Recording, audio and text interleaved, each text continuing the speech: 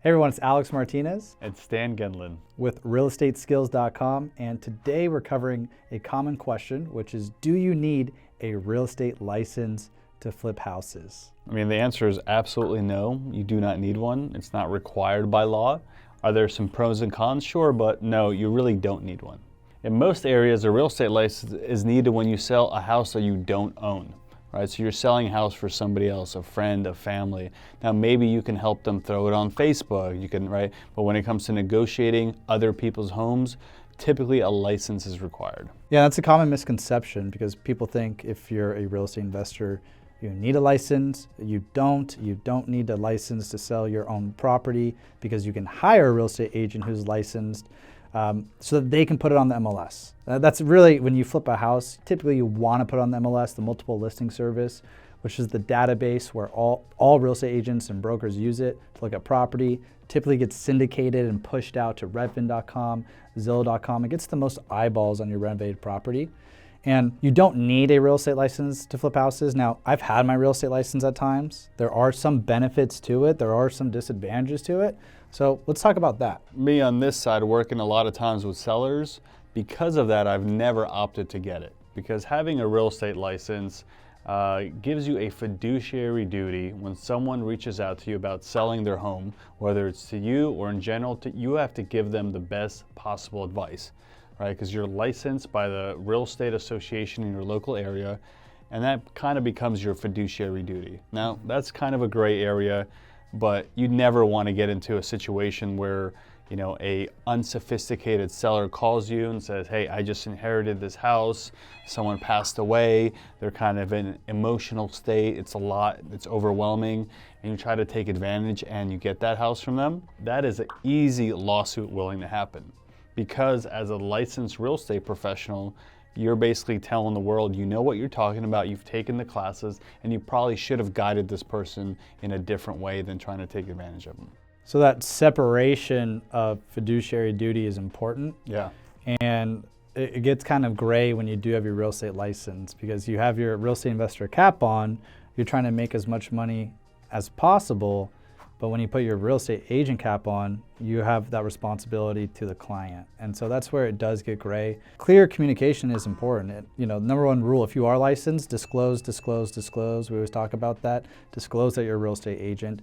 And it is okay to be a real estate investor while having your license still. If in a particular deal you just want to be a real estate investor, still disclose your real estate agent and act that you're acting as a principal in the transaction, just so those lines are very clear and nothing is blended, nothing is gray. Yeah, but like we said before, there are a lot of benefits to having your license. When you buy houses, you can get a commission by representing yourself on the purchase. If you decide to sell your own fix and flip house, then you can charge a commission and you get immediate access to the MLS without having to work with a realtor, right, to get that access. And I've definitely flipped houses while I was licensed, and I received a buyer's commission on the front end. Yeah. Flipped the house, so I received the flip profit, and then also was the listing agent and got a nice commission too. It's nice getting all those things. It is an extra tool in your tool belt. Like, there are benefits to it. Just having those clear lines, that clear distinction is pretty important. And so it really is like a matter of personal opinion. I think if you want to be a real estate investor and real estate agent, then go do it. Just know the nuances. When I got my real estate agent's license, it's because I wanted to understand the perspective of a real estate agent even more. I wanted to know what it was like to hold open houses. Yeah. I wanted to know what they went through. I want to know what it was like listing properties. I wanted to know what it was like representing buyers, because as an investor, I love working with real estate agents, and it allowed me to develop that empathy and talk to them even better.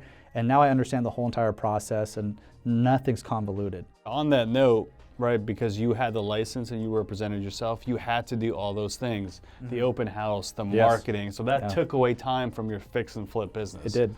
Yeah, so it's kind of a double-edged sword when it comes to that. And looking back now, I wouldn't trade the experience for anything. I learned so much and made some money.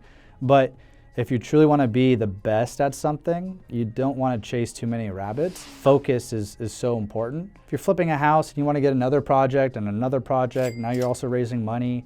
And if you're the agent on the property, you're going to get 20 phone calls, you're going to get 10 offers, and you got to respond to all those offers. And you have to be a real estate agent and can slow down your fix and flip business if you just want to be a real estate investor. And that's such a good point, because I've seen so many people get caught up in it. I've been caught up in it. So you just got to weigh those benefits and the opportunity cost, because sometimes it's hard to turn down 2.5% commission on the relist, especially when you're starting out and you don't have a lot of deal flow. That's why I did it at first. It was like, let me just, get some extra cash, get in the door. But then very quickly, I learned that the opportunity cost of 2.5% commission, I could make much more in the next fix and flip. Yeah, but also, like you said, if you don't have a lot of deal flow, by getting your license, you're committing yourself to continuous fees every month. Brokerage will charge you monthly desk fees. They'll charge you fees for having MLS access, right? They're going to charge you fees for having those electronic lock boxes. And you're also going to have to do continuing education every year. Plus, to get your license, it's going to take classes. It's going to cost a bunch of money. So it's not just as simple as getting it. And like you said, if you don't have a lot of deal flow, that means you're not focused on your fix and flip business. And so you're kind of sacrificing the potential growth of your fix and flip business to become an agent at the same time. So now you're doing two different things and nothing is going to scale quickly. Now, so going back to the pros and cons of having your license, just to kind of quickly summarize, by having your license, you can get a commission when you buy a house or sell a house. You get instant access to the MLS, and you get instant access to a lot of realtors in an office where you hang your license. But on the other side, if you work directly with sellers, you might have to disclose, or you definitely have to disclose, that you are a licensed agent, right? Which means you can't sometimes get the best possible deal if it's not in the best interest of that seller. Right? You're gonna have monthly fees you're gonna have to pay for, and it might be a big distraction from growing your fix and flip business. Well, there you have it, right? The pros and cons of getting your real estate license. And first off, we answered the question, do you even need your real estate license to flip houses? And you don't. So we don't want you to be misguided. We want you to know you can focus on being a real estate investor. You can focus on being a house flipper, and you do not need your real estate license. But now you're aware of the pros, you're aware of the cons, so you can be a successful real estate investor. Thanks for joining in. Please like, comment, hit the notification bell, and subscribe if you enjoyed this video. And we'll see you on realestateskills.com. Take care.